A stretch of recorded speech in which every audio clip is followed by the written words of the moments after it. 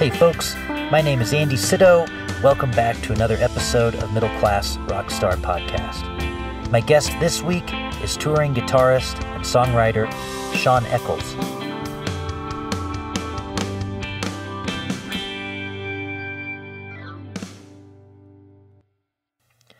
Episode 61, and we're using the new theme song, which does not conflict with getting played on any FM stations because I wrote it just for this.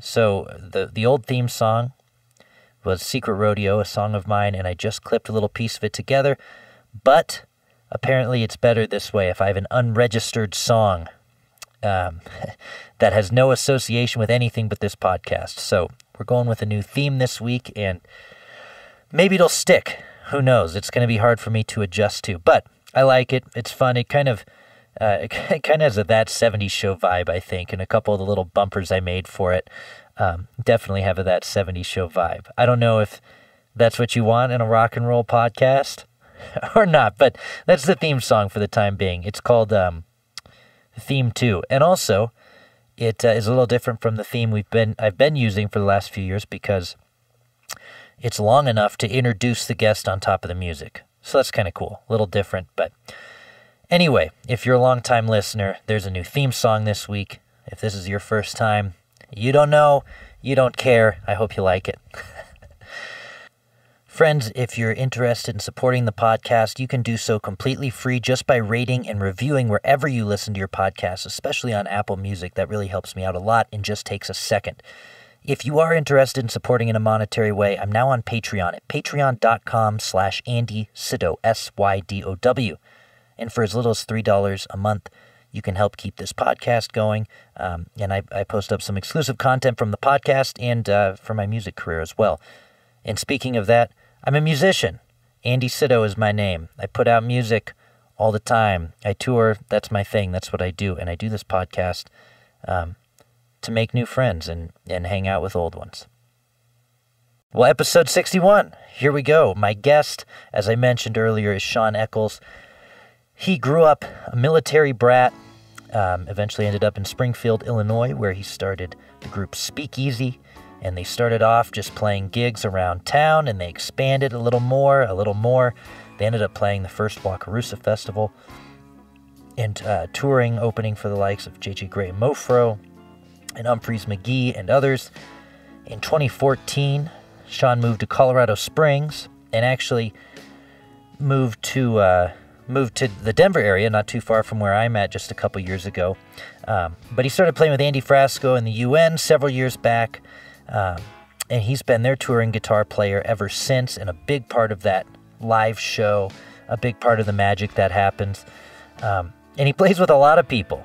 He sat in with everybody. We told some stories about sitting in with Little Feat and Umphrey's, and he writes songs with everybody. Doing this podcast, I meet a lot of enlightening energies. I don't know if that's a correct phrase, enlightening energies, but I feel that way about Shawn, right? I was chatting with him, and the whole time we were talking, I was just in a great mood.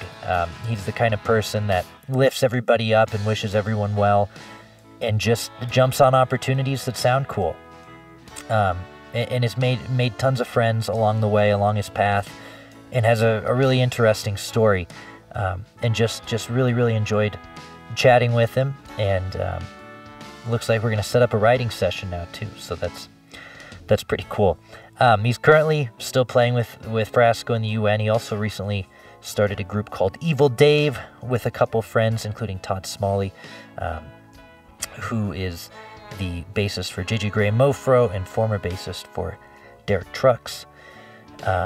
What else was I going to say about Shawn? I got nothing but great things to say about Shawn. He's been kind of getting involved in the local community a lot lately and getting out and playing some solo shows, doing live streams, just playing with his acoustic guitar. And that's how I've gotten to know him a little bit more. It's funny, as quarantine happened, getting to know some people in my community literally just through live streams and posts and seeing what people are up to. It's interesting. that it's worked out that way, but it's really cool. I've made some really good friends with people that I haven't met in person yet, who I didn't realize before the shutdown are right here in my backyard. And he's one of those folks, so it was great to get to chat with him and get to know him a little bit better. One thing I want to bring up before we jump into the show is an organization called Backline, which Shawn chats about in the episode, and I've been looking into it further since we talked, but it is an organization that works to connect music industry professionals and their families with a trusted network of mental health and wellness providers.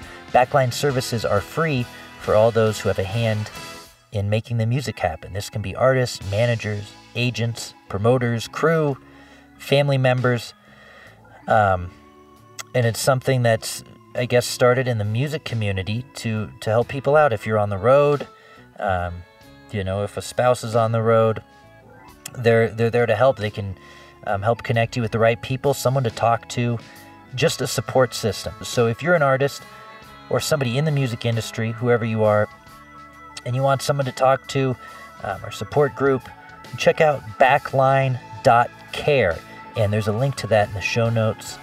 Go check it out. See if maybe it's something for you or somebody you know.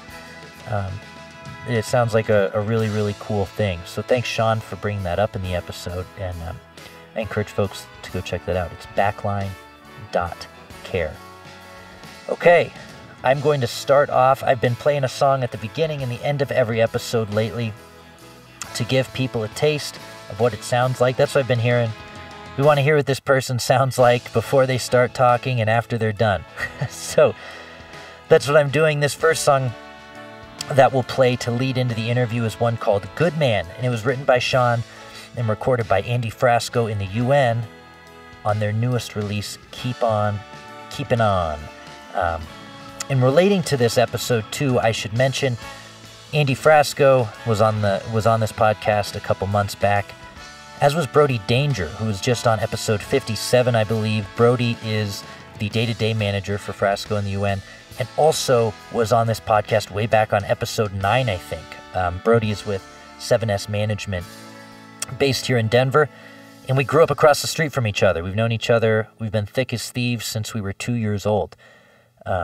So anyway, if you're a fan of these folks or this type of music, there's a couple other episodes to go check out, right? Okay, let's jump into the show. Quick thanks to our sponsors. First, PQ Mastering. Patrick at PQ Mastering puts the finishing touches on this podcast. And for your audio or restoration needs, go to pqmastering.com. Also, Narrator Music. For simple and affordable licensing for sync, go to narratorrf.com. If you're interested in becoming a sponsor, shoot me an email at middleclassrockstar@gmail.com.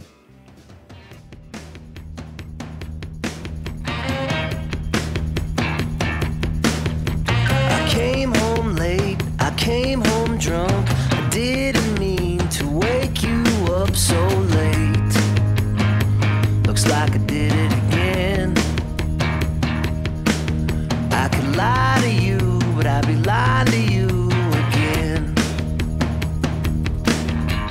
When I came to, I fell down. I guess I blacked out on the talk of the town. Oh no, looks like I did it again. What's the point of lying to you? I'd be lying to you again. It's taking all this time to be a good man.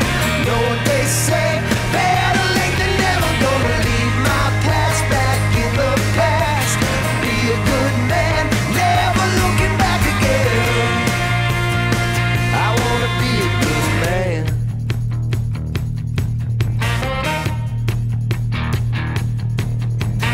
It's a small town. When you called me out, you told all our friends. Now the truth is out. Oh no, there's no one else to blame. I could lie to you, be lying to you again and again and again. It's taken all this time to be a good man. Know what they say, better late than never. Gonna leave my past back in the past.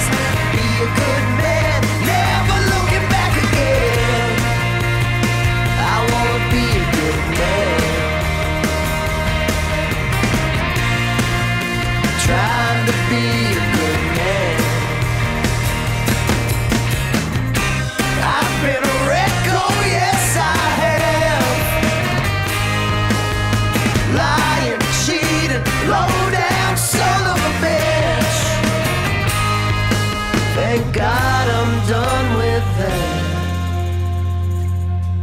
It's taken all this time to be a good man. Know what they say, better late than never. Gonna leave my past back in the past. Be a good man, never looking back again. All this time to feed myself, stumble backwards and then I fell again. It's taken all this time to be a good man. Know what they say, better late than never. Gonna leave my past back in the past. Be a good man, never looking back again. I wanna be a good man, trying to be a good man. I wanna be a good man. Shaun, what's happening, man? What's up, Andy? How you doing, man? I'm doing well. It's a pleasure to have you on. Thanks for taking the time. Thanks for having me. Happy Monday. It's like -6 degrees this morning or something like that. It was crazy. I know. I finally toughed it out this morning. I went for my run. It's been several days, All right. but I did it. I made it happen. All right. Good for you, man. I'm proud of you. But it's still super cold. I have not gotten active today at all. That's okay. It's a good time to hang out inside. So, first things first, what's going on with Evil Dave? You guys just played a show at the Oriental with Float Like a Buffalo the other day. Talk about that project a little bit. Yeah, Evil Dave is a power trio. I've been friends with Todd Smallie. Todd Smallie is very well known in the Denver scene or the Colorado scene and the national scene. He played bass with Derek Truck's band, and now he's been in J.J. Grey Mofro for a long, long time. That's how I met him, with my old band, Speakeasy from Missouri. Yeah, we did a lot of shows with J.J. Grey Mofro, but then since moving to Colorado, I just wanted to be in a band with Todd. Over the last few years, we were able to get it together as Evil Dave with my buddy Shaun Gilmour on drums and his wife Gina Figliolo. She sings some tunes with us too. She sings "Working Man," which I think is hilarious. Awesome. Call me the working man, and it's Gina. It's what I am. But anyways, we played the Oriental opening for Float Like a Buffalo, and it felt so good to play with a band. Yeah, it was fantastic, man. Well, no, that's awesome. And where did the band name come about? Evil Dave was a caller on the Howard Stern show, and he sounds just like Dave Letterman. Yeah. And he'd call and he'd spoof people and say dirty things, and everybody on the phone, he'd call in like radio shows, and they'd be like, "Oh my God, it's David Letterman." Then he'd just say weird, dirty things, so they coined that he was Evil Dave. And then Shaun Gilmour and I made friends, I don't know, 4 or 5 years ago, both big Howard Stern fans. The character Evil Dave, he passed away right when we were talking about getting a band together, and we needed a band name. We said, let's call it Evil Dave. So it's kind of a tribute of sorts. It's a tribute. And then we have graphics of every Dave you can imagine. It's like Dave Thomas from Wendy's, David Lee Roth they'll have devil horns. Yeah. And if you go to our Instagram, you can see all of them. We even have one like Dave Schools, Dave Grohl. There's no shortage of promo. Any Dave. No, not at all. It's endless, for sure. That's great. So you've been in Colorado since 2014, you were saying, and in Colorado Springs first, now in Denver as of late. Where did you come from originally, and how did you get into music? I'm a military brat. So my dad was in the Navy for 22 years, retired as a commander. We got moved around every 2 years or so. And so I was born in Newport, Rhode Island, and my brother was born in Seattle in 1976. I was 78, and we moved around a whole bunch. My dad finally retired from the Navy. We were living in Virginia Beach, Virginia, and I was in a bunch of death metal bands. But also, I've been in bands since I was in 8th grade. My brother introduced Led Zeppelin, Pink Floyd, Black Sabbath, and all the good stuff at an early age, and I took off and ran with it. I've been in bands since I was 11 years old, I think. I've always had some form of a band. So, and when he retired, and we moved to Springfield, Missouri for a little while he retired and got a job working at the university there. Yeah. And I've always wanted to move to Colorado, and finally got here in 2014. Awesome. And so where was Speakeasy formed? Is that Springfield, Missouri? Yeah. It's like kind of an early, like, I don't know, Zeppelin-y kind of blues rock jam band came out of there. We toured all over the country, played shows with Umphrey, McGee, and Little Feat, and JJ Grey Mofro a lot, and like the first Wakarusa festivals and harvest festivals, and like and that were in Lawrence, Kansas, and down in Arkansas and everything. We were pretty busy for a while, put out a bunch of albums, and then everybody got families and things happening, and touring stopped, and then I met Andy Frasco, and touring continued. And touring continued nonstop. Yeah, into the sunset. And who knew he would come up with plenty of things to do during 2020, even though it's not necessarily touring. So totally, yeah, and what an inspiration to just kind of get off your ass and do anything in general. Just do something. Andy Frasco is holding the torch, man. And it's been nice. And doing some of the live streams with him over last year was a total blast too. And I'm glad he lives in Denver as well, so we can hang out. That's awesome. Yeah. Well, and we'll definitely jump into that, but not to skip over Speakeasy too quick, because you guys did some really cool stuff. When that band, what year did that band first form? 1998. I was 19 with a fake ID, playing at the Outland in Springfield, Missouri. I love that. And what made that? I mean, did that start off as a garage band kind of thing, or did you guys get together with the purpose of, hey, we want to tour with some big national acts and do? Well, I mean, we definitely wanted to write music and play music. We were in this original band. We were in high school. The drummer, Ryan Fannin, and the original bass player, Tony Johnson. We were all high school buddies, and we loved 311. And we had our own rap rock band called Invincible Yellow, which was named after my AMC Pacer that was pretty much indestructible. But and we were writing all of our, it was the rap rock thing, doing the, pretty much our version of 311.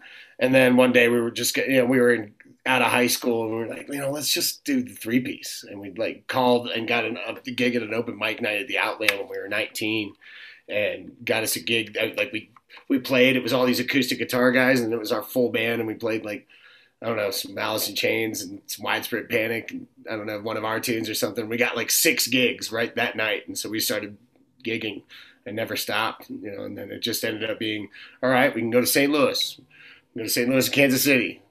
We can go to Memphis, St. Louis and Kansas City, and they just start slowly creeping out, Yeah. And that was before, like, when websites and shit were just starting, so you'd have a paper map. You're touring, like, calling on landlines to get directions to how do you get to the club and shit like that. It was crazy, man. I haven't had too many people on the show that toured in the 90s. You look much younger than you are. Thanks, man. Rock and roll somehow has kept me looking young. But it's kept you young.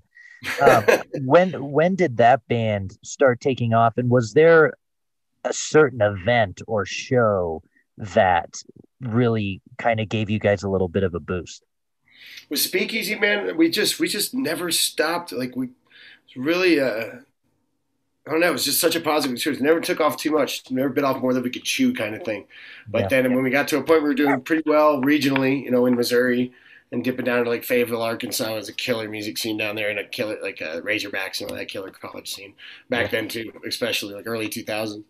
And then then Wakarusa Festival happened, which was like Lawrence, Kansas, and some of the regional bands got big sets, and so that kind of helped a lot as far as it put us on more of a national scene, just for at least in the region, So we started getting a little busier, and we were able to go to Chicago and put some people in.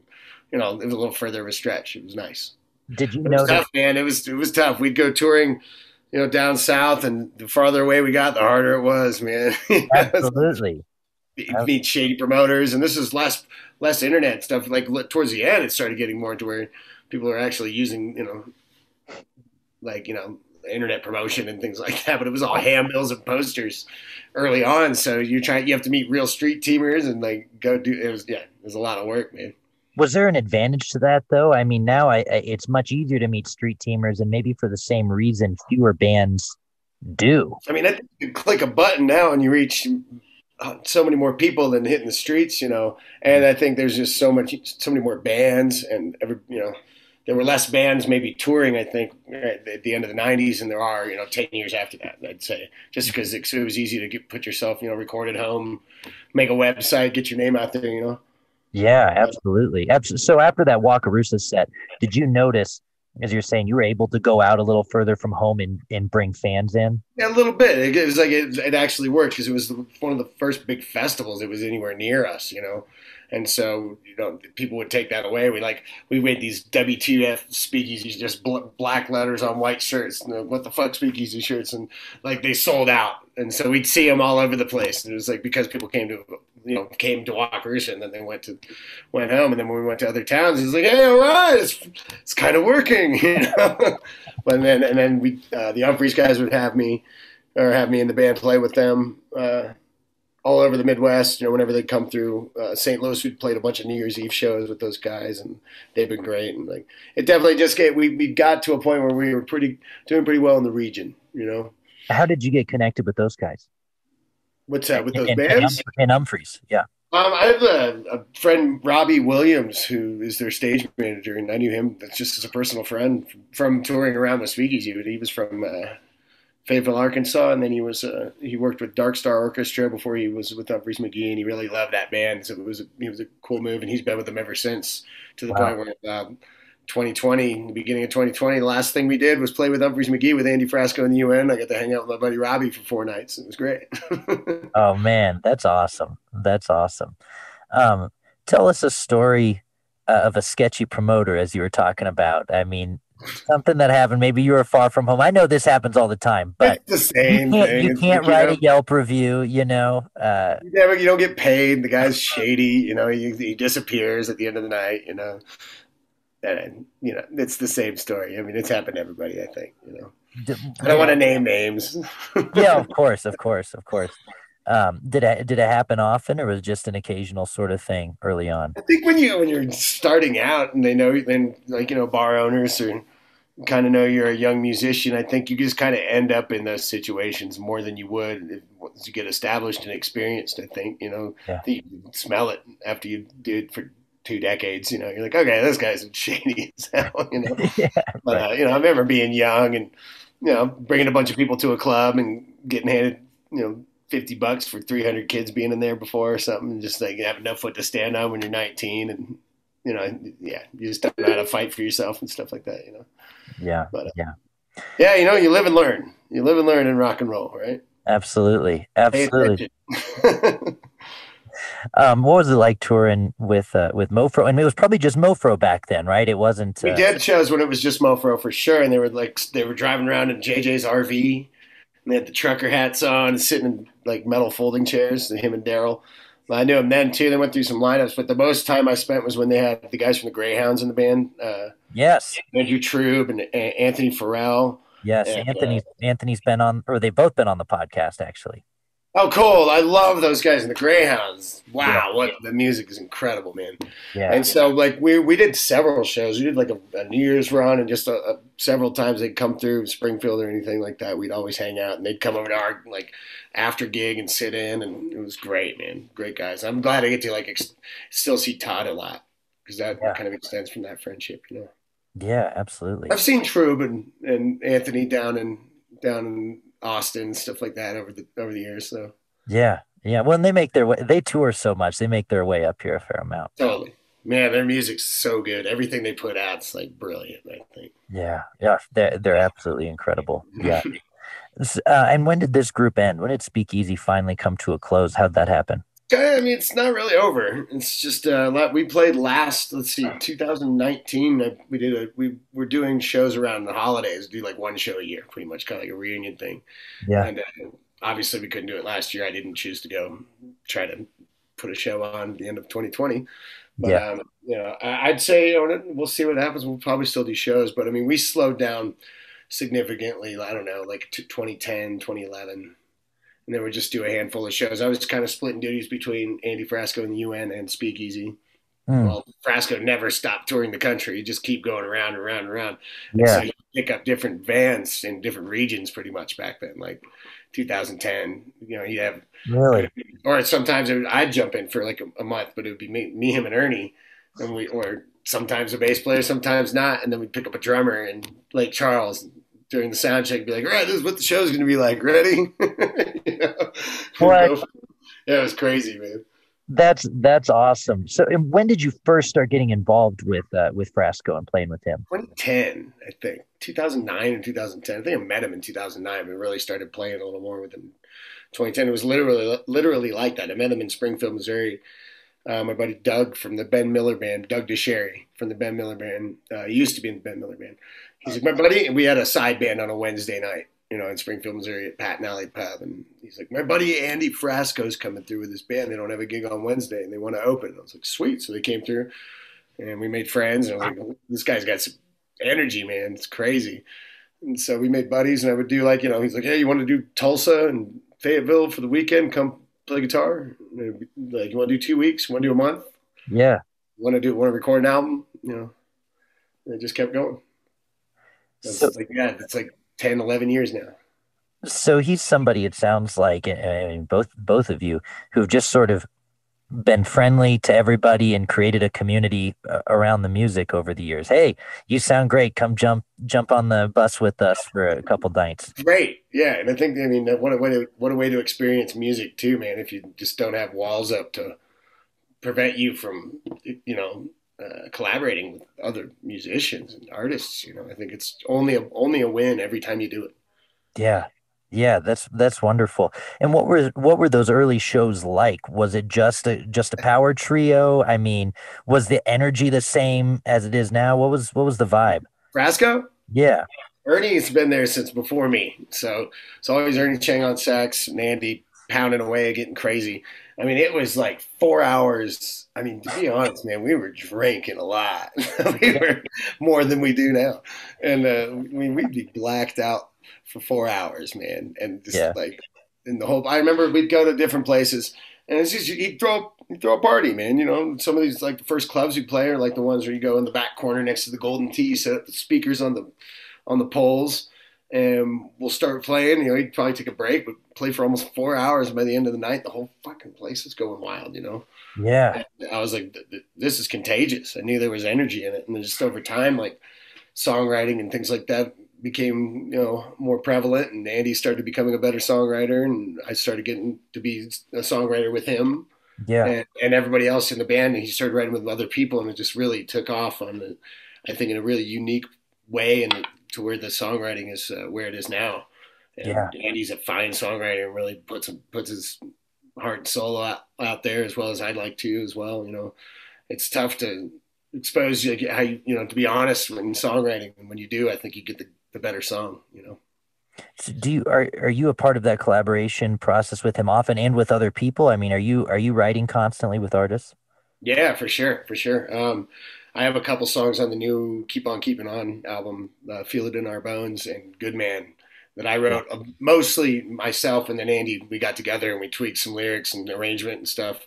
But a lot of the songs, handfuls of songs on the last three albums, have been the whole band collaborating on ideas in the studio, or a couple that Andy and I have written, but he writes a lot too. Just any way it comes. But then currently now, I'm writing with my brother Joel Eckels, who's in Los Angeles. He's also Lucas Nelson's front of house sound engineer on tour, but he's my older brother, and like because of all this, we're kind of able to be at home more and send ideas back and forth. So we're writing.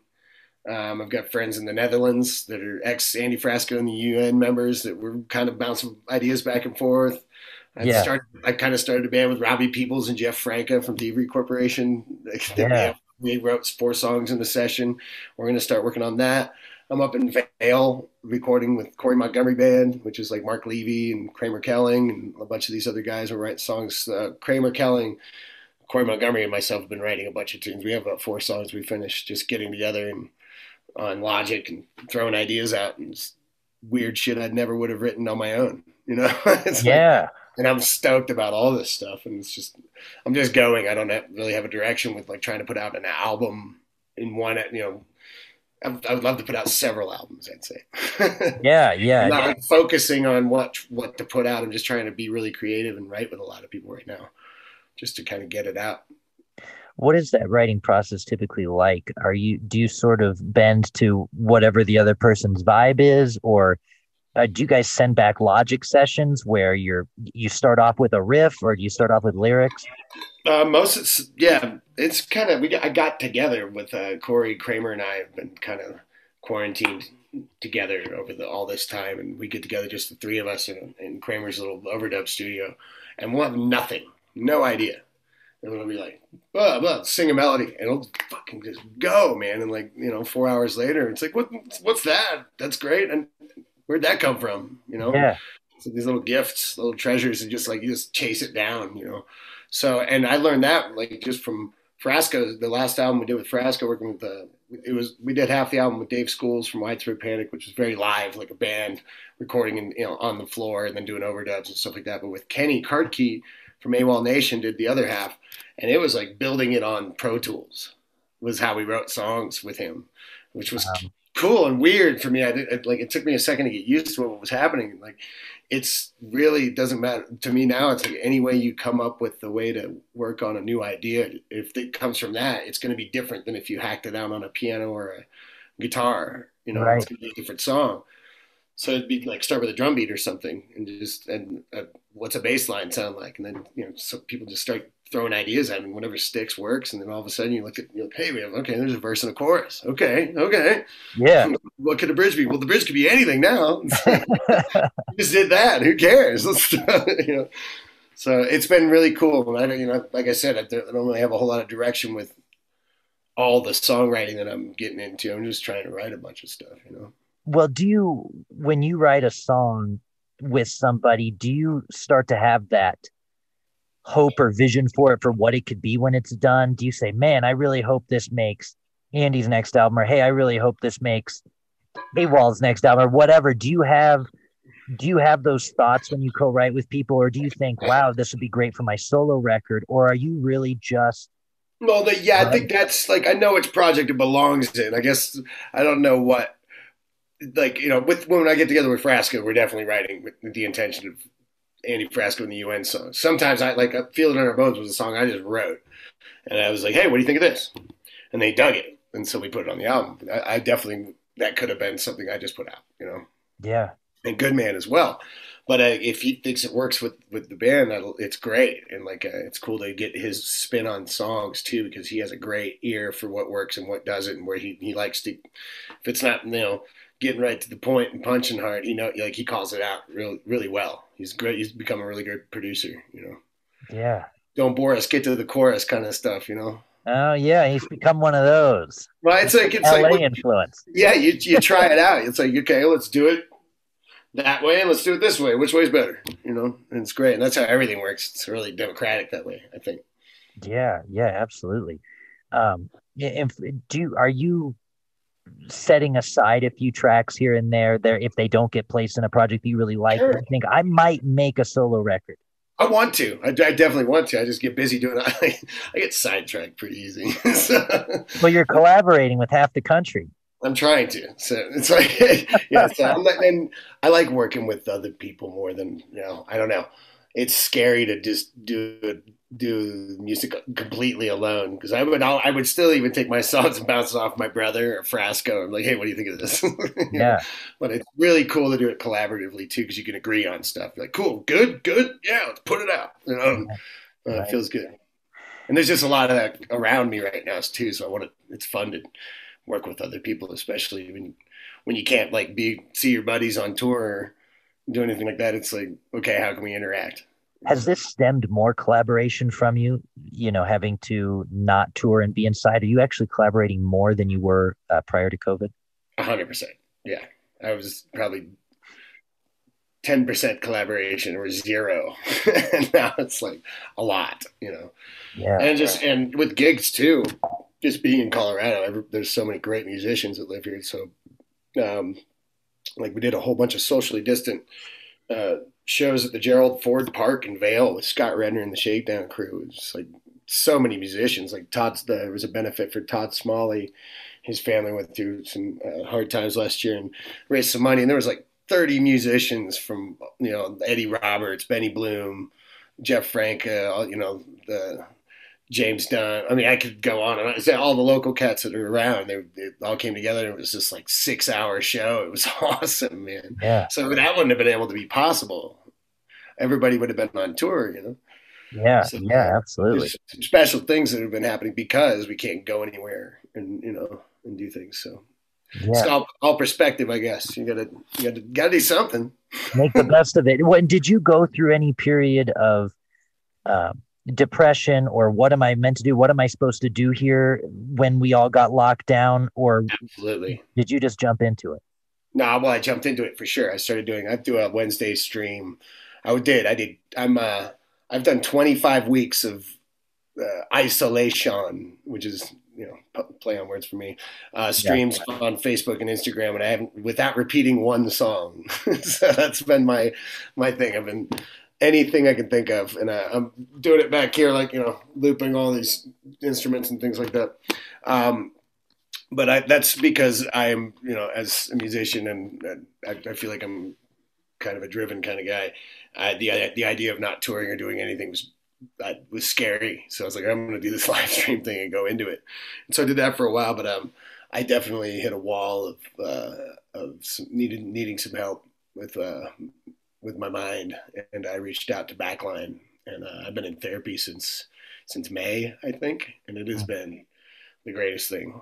The greatest aid I've ever had in my life. And I'm dealing with stuff that I never really dealt with because I was always on the road and had lots of distractions, and everything's go, go, go, go, go. You don't have time to slow down and put yourself under the microscope, Yeah. So, and Andy Frasco has been a big proponent of mental health and of Backline for musicians since we've been in the scene and seeing some things happen with some musicians on the scene that, which everybody wishes it could have been avoided with maybe just conversation or just getting some help. And I reached out myself, and I would recommend it to anybody and everybody, especially if you're a musician. Backline's very, very awesome, and it's very, very helpful, and saved my ass. So what exactly is Backline? Backline is therapy, and I think they do yoga and all sorts of things like that just to help with mental health. It's built and geared directly towards musicians and people that tour. Okay. So it is, it was set up through, a lot of people that are involved in the music scene. It was after Neil Cassell. He was the hardworking American's guitar player, and Ryan Howe's guitar. He had committed suicide, and I think a lot of people came together and was like, all right, we're not dealing with this. We need to have something that musicians, that don't have health insurance or feel comfortable going to talking to therapists and things like that. Let's set it up for musicians specifically. So. That it's there, and it's working, and I know several people that have taken advantage of it, and I recommend it for sure. Wow. Yeah, that's the first I've heard of it. That's a really cool thing, especially that it's directed at musicians. Yeah, man, it's pretty great, and I'm personally grateful. So Awesome. I would definitely recommend it, and it's a beautiful thing, and it can be scary to think about, but everybody, man, every single human on the planet's got to have a hard time because this is a rough ride, Absolutely. So it's beautiful, and it's just tough sometimes. So yeah, it's okay, and everybody's going through something, So yeah, well, sometimes it feels like it's just you, but it's worth reaching out, man. Well, we'll put a link to it in the show notes and direct people there. I know a lot of musicians listen to the podcast, so that's that's a resource. If you're listening to this, check out the show notes, and you can find out more information on that. Has there been not to get too personal, and if it is, you let me know. But has there been a specific concept or issue that's come up with you since being off the road the last year or so that you've needed to get through? I think you kind of mentioned it just a little bit ago. I don't know how you worded it, but it's like, well, what's my purpose now? It's like, for myself, I've been hitting the road hard since I was 19. I'm 42. And so pandemic, it's like, what the hell am I supposed to do, man? Where do I put all this energy? Yeah. And that was, I'm a high strung kind of guy. And so, it just basically calming myself down to be able to, everything. It's like everything's hard for everybody. Everybody. Not to say everything's hard for everybody. Everybody has a hard time in life at some point, with different varying degrees, and it's okay you're going to be okay. And that's what therapy helped me. It's like, you're going to be fine. Just take deep breaths and take everything, one thing at a time. And don't, because I would let myself get overwhelmed, which I feel like a lot of people can, but as a musician, without all my regular distractions and go, go, go, it's, it definitely caught up to me, Yeah. Will you go back to 250 shows a year, in 2022 or 2020, whenever bands are doing that sort of thing? I Do you hope see so. yourself doing that? I hope so. I think it's going to look different for a while, I think, but, we did like a 2-week run of socially distant, like parking lot shows. And, we played in a baseball field in Roanoke 2 nights. It was awesome. They're spread way out. It's a trip, man. We got to play on, a big festival size stage with great lights and great sound. And it was a rock show. So Wow. it's not the same as having everybody pressed up against the stage and feeling all that energy, like going nuts. I mean, wow. And how lucky, like the last tour we did in February, man, 2020 was like the best one we ever did. And crazy rock and roll good times. And I don't know. I think it's going to take a minute before we get back to something like that. But we'll definitely be touring soon. I think we're going to be heading out in April. With Frasco doing some same like socially distant parking lot kind of shows and things like that, drive-ins, Yeah. Yeah. Wow. And you're married, right? I am married. I'm married for about almost 2 years. Okay. Well, maybe my question will have an answer in a few years then. I was going to ask, what is that like, the dynamic of being on the road all the time and now also being married? It's we got married while I was very much a touring musician. Yeah. So the pandemic kind of changed things. My wife's always like, when you get back on the road. But she wants you gone. She's used. Yeah, it's a good thing. It can make, we have a really strong understanding and relationship and love for, she supports what I do a lot too. So, we're excited to get back to what we understand, but we've gone through a lot of good stuff together as well. It's made us tighter, and but touring musician relationships can be the opposite of the pandemic. Can be really difficult. My wife and I, we just happen to be pretty used to it, and we dig how it is. A little time away and a little time together, and distance makes the heart grow fonder, kind of thing. And then she'll come out on the road a lot and see some shows when it's fun, or we have a couple days in one place and things like that. Yeah, yeah. It's not easy. Surely. And you're on Cameo. This is a total left turn here, but you're on Cameo. I'm lightly on Cameo. Frasco's on Cameo. Yeah, yeah. Well, it's funny because I saw little things like that happening a couple years ago, but now you see it all the time. I mean, Cameo things. People are posting, Larry Walker wished my mom a happy birthday.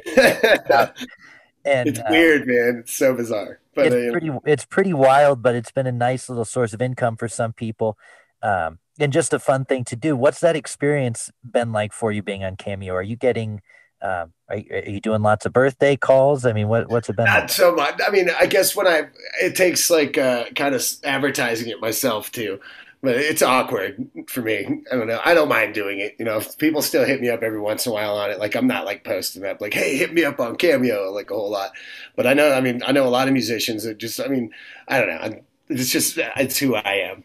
But like Frasco gets hit up like crazy, and he's funny as hell at it. He's so good at it. Yeah, sure. So, I do. I have fun doing them, but and if people were hitting me up, I had no problem doing those. I've gotten a lot of like just personal, like, hey, will you record this song for me and my wife for Valentine's? I did a few of those, and like birthdays every here and there and things like that, which is like the idea of Cameo, but not on Cameo. Right. Well, it's all interesting though, is all these like little ways that people definitely live streams and stuff like that. It's like a totally different landscape, man. Well, I was gonna say that website, it makes me think of all the ways that artists can make money in a really good way. I mean, to be able to be home or be on tour and make $25 in 4 minutes or whatever, that's a really cool thing. Do you see anything else like that you see really opening up and breaking out in the next few years as a revenue stream for artists? The live stream's done right. I mean, Frasco, Yeah. this dance party he's got going on is insane. Yeah. Guy had 310,000 people on there. My gosh. It's crazy. A small. That's a city. Yeah, It's a absolutely. city. And I mean, and he's rocking it, But I mean, and there's some live streams that are happening. I mean, my live stream, it's been great. I've had great response. Have had great times on there, and like a lot of people in and out. Like it's a cool direct way of getting to people, in the only way we can. Obviously, everybody would like we said, like to be elbow to elbow at a show, but it's pretty personal, and you can get like, right. I've done this, and I'm doing another one. There's this production company, TOF Productions, and I've done 2 of their live streams. They do them on like kind of a Zoom platform where I play and then they unmute everybody between songs, and there's 50 people hanging out, and it's like a show. Wow. There's tickets and stuff, and we're doing it with the Corey Montgomery Band on the 11th of March from Shakedown Bar in Vail, which is a recording studio now.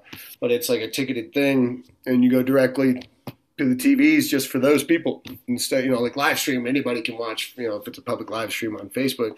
But then there's these ticketed ones too. I'm sure a lot of bands are doing this, and the bigger bands and things like that too. But even on a smaller level, it's like these little virtual nightclubs are popping up everywhere. Yeah. And they kind of have like a home base of people to support and watch, and then you bring your fans into it too, and there's a party. Yeah. And people are drinking on there and trying to make it feel like they're at a venue still. It's cool. Do you think that'll really continue in years ahead as touring gets back to normal? I guess it depends on what happens with coronavirus. Yeah, right. I mean, I would hope if things return back to how they were 2 years ago, or a year ago, I guess, year and a half ago, do you still see it being something that artists do? I don't know. I think, yeah, in different ways, maybe, and lightly. I wouldn't see it being so heavily done. I mean, I'm sure there's some breakout artists there are some people that got noticed because they were live streaming, and maybe there's some cats out there that couldn't get gigs, but they're brilliant, and like because they're on a live stream, maybe they were right place, right time, and everybody's seeing them. It's like the guy on the skateboard with the cranberry juice kind of thing. Yeah. Like they get huge, So I don't know. I don't know. I mean, there's cool things about it still. Like I could imagine if we were on tour with Andy Frasco The U.N, like after a show, just been like, hey, let's go live. And like for everybody that's not in, Hartford, Connecticut that night, it's like you could stream to all your people. You know what I mean? I don't know. It's a cool platform. Yeah. And if you have the fan base that supports it, I think that's all it is, really. I mean, that way you could use it as much as you want, right? Yeah, absolutely. What are some other groups you've played with that we haven't mentioned that you've had some really special memories with, whether it be a tour or a studio gig? What's a couple groups that you've just said, man, that was an awesome experience? Little Feat is a legendary. Yeah. And I've gotten to make friends with those guys for some reason over the years through Speakeasy, but through just like Fred Tackett, their guitar player, who is not in the original lineup, is from Little Rock, Arkansas. And years ago, I was in a smaller festival near Fayetteville, Arkansas, and Fred Tackett's there. The promoter's like, Fred Tackett from Little Feat's here. Nobody's asked him to sit in. Went running right over. I was like, hey, man, I've heard Waiting for Columbus, and it's awesome. You want to play some blues rock? Yeah. And we made friends ever since, up till like last summer of 2019. They came through the Paramount Theater, and they asked me to come sit in with them. And I got to play with Paul Barrere before he passed away. Wow. Which is their original guitar player. And that's crazy stuff. And they've had those guys over the years have had me sit in with them, they're like, you're playing Dixie Chicken and sing a verse of The Weight, and it's like, oh, this is awesome, Oh my God.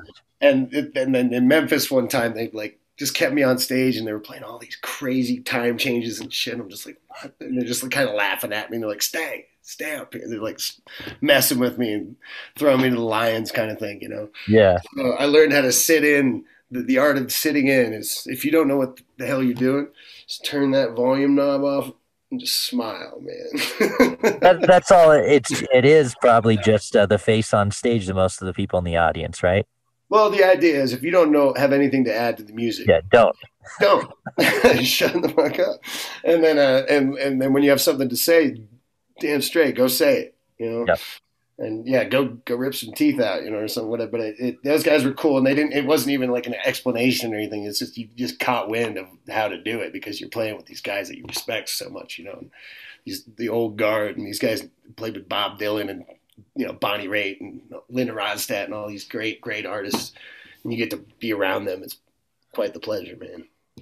Who like that have you wanted to sit in with? Could be dead or alive. Who have you wanted to sit in with that you haven't gotten to?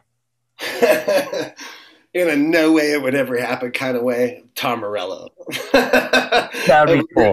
We were at Halloween, and whenever the last time that happened, and we were playing on this amphitheater stage in Swanee, and Andy Frasco The U.N. It was one of the best sets the band ever. I mean, it was just everything was great. It was packed in there. Just the crowd was going insane. We did our thing, and Tom Morello played after us, and it was like him with a DJ. It ended up being like a trio with him. They were doing like mashups of Audio Slave, Rage Against the Machine, the whole thing. It was dope. But he was like, we met him, and he was like, "Oh man, you playing that guitar over there?" And just like, "Oh, Tom Morello heard me play guitar. We're good here. Like this is great." Yeah. It's like, and you're like, man, that'd be dope because I know some of those Rage songs front to back. It's like, let me play on one of those with you, man. That'd be so cool. But I'm sure there's a ton of people that'd be so fun to play with. It'd be so great. But is there anybody that you'd be afraid to accept an invitation from? Is there any band where if they said, "Hey, can we jump in?" Tom Morello. Okay, yeah. No, and man, yeah, I usually get cold feet most of the time if anybody asks me to sit in, but usually, you just gotta. Oh, you only play like you. You're the only one that plays like you, right? Yeah. So bring that to the table. Yeah. Don't worry about what other people are doing. Sure. Just do you. Because every time I think about too hard about what is anybody going to think about what I'm doing, it totally screws me up. You get in your head. So if you can just accept that what you bring to the table is good enough, and you do it the best of your ability, I think that's the best place to be when you go do like sitting in with somebody that freaks you out or something, So what I gather is that you're always game for a good time. Yeah. Oh yeah, I'm trying. I'm probably down. For sure. That's great. Would you ever tour the country and heavily promote a Shawn Eckels solo project, like where you go on the road as Shawn Eckels and not the UN, you got to find a different name, but something. Yeah. I would love to. I'd love to. I don't know, definitely just maybe, start like Speakeasy, just start with a couple shows around here. Yeah. And then see maybe getting a Fort Collins show going. Yeah. You know what I mean? Cheyenne. But, yeah, I'd love to. I'd probably I always think about that too. I'd probably call it some band name or something. But, the Shawn Eckels band, I don't know. I don't know. But I'm definitely working on some music of mine. And I'll figure out how to get it out, and who knows what it's going to be called. But I've definitely got some stuff I'm super excited about. So, what's the immediate future for you musically? I mean, I know there's stuff coming up with Andy. Evil Dave has formed. Yeah, there's a couple Evil Dave things happening. Yeah, I'm playing at El Rancho Brewing Company or Brewery that's out near on the Evergreen exit off I-70. Bill McKay, piano maestro. He turned me on to that place. It's going to have a killer outdoor patio over when it gets warmer. So when I'm not touring, which leads into that, I'm doing some sort of a tour with Andy Frasco The U.N. April and May. So watch out. But then whenever I'm back, I'm going to be doing shows like El Rancho, and I've been playing at Ace Eat Serve at Steuben's, downtown Denver. That's a killer spot. They have heaters and igloos and all this to make it work. I've played out there while it's just dumping snow, and it's kind of cool. But it's like only in Colorado. Right. So yeah, I play a solo a lot around town, and Evil Dave and Corey Montgomery Band will be a thing. We've been writing a lot, so we'll definitely put some shows together soon with Corey Montgomery Band, which is Mark Levy on drums. Corey Montgomery is amazing, one of my best friends, and Kramer Kelling on bass. Writing a lot of songs with those guys, and so we're going to continue to write songs there. I've been writing a lot of songs with Robbie Peebles. Yeah. He's awesome. And I've known him for 20 plus years, man. I met him down in Mississippi a long time ago. And wow. We just both happened to be here. He's been a local guy for a while now. Yeah. And we came up with a couple great tunes, man. I'm really excited about that with Kramer Kelling as well. I don't know. We're going to get some Robbie Peoples music coming out there, and I'm really excited about that too. And then more Andy Frasco in the UN, more music there. I'm hoping to write some music with Andy Frasco in the next couple weeks. We'll see what happens. Awesome. What did we leave out? I mean, surely plenty of stuff. What did we forget to hit in this short segment? I don't know, man. You know what? I've said a whole lot. I've done 61 of these now, and this has been the most like quick back and forth, I think, of any interviews. Just like question answer. Let's go, baby. Let's go. Pound them out, bro. Yeah. Nice. But it's been a pleasure having you on. Thanks for your energy. Thanks for hanging out. Thanks for having me. Hopefully we'll do it again sometime. Let's write a song. Let's do it. Yeah, let's get together. I'm like all about it, dude. I would love that. No, let's absolutely do that. I'm writing all the time. So sweet. Yeah, man. Yeah, I'd love to. And if you don't mind, stay on the line for me for 1 sec, but I'm going to click the pause button. Thank you, everybody, for listening. All right, Shawn Eckels. Thanks for hanging out with me, buddy.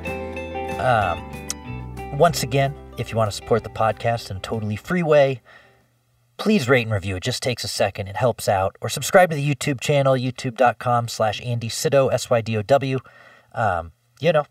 It helps me a ton, and it's free to do. Also, if you do want to support in a monetary way, I'm on Patreon at patreon.com/Andy Sido, SYDOW.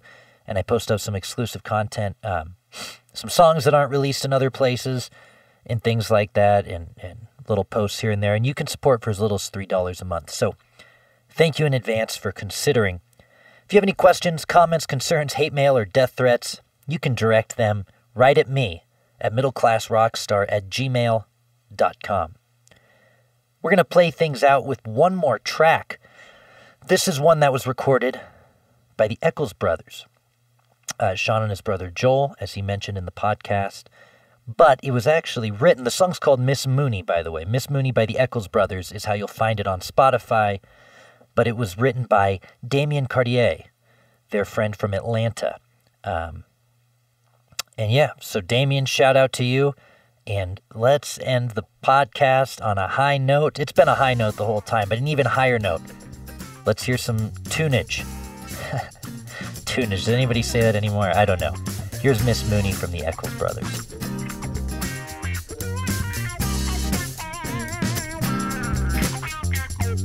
Beautiful day, beautiful sun, I'm gonna spend it with you, 'cause you are the one that makes the sun beat down upon my wintered heart. Just thinking about you, so I'm a smiling fool. I don't need a reason to swim in a pool of tears that dry my love each time that we're apart. You can't save me from the water if you never come to town. Like what have you offered, Miss Mooney, won't you please come down?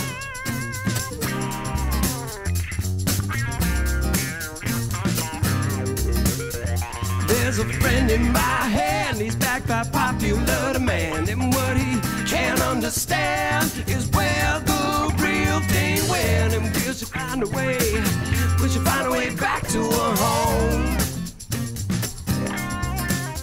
Now she's renting her house and she's renting her spouse. She got rid of the louse who tore her house apart, foreclosed on a mortgage of her soul.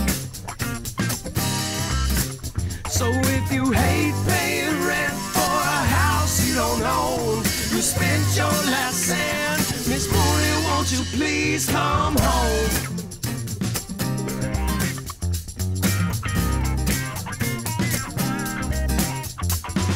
Don't stop, you gotta get on top. Don't stop the motion when we flip-flop. Don't stop, you gotta get on top. Don't stop the motion when we flip-flop. Don't stop, you gotta get on top. Don't stop the motion when we flip-flop. Don't stop, you gotta get on top. Don't stop the motion when we flip-flop.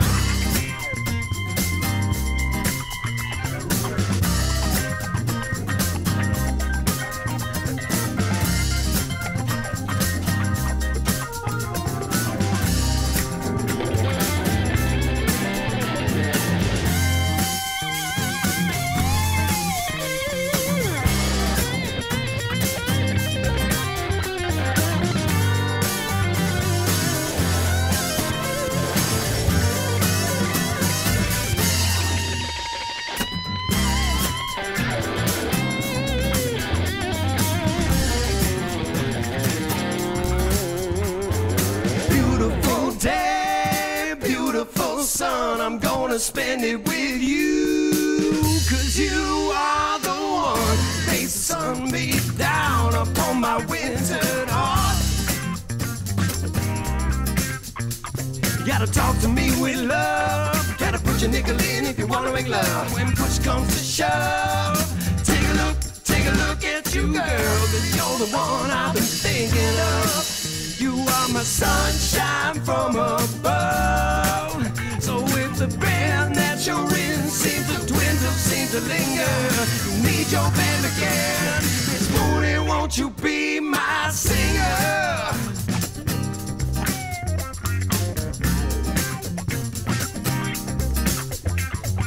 Don't stop, you gotta get on top. Don't stop the motion when we flip-flop. Don't stop, you gotta get on top. Don't stop the motion when we flip-flop. Don't stop, you gotta get on top. Don't stop the motion when we flip-flop. Don't stop, you gotta get on top.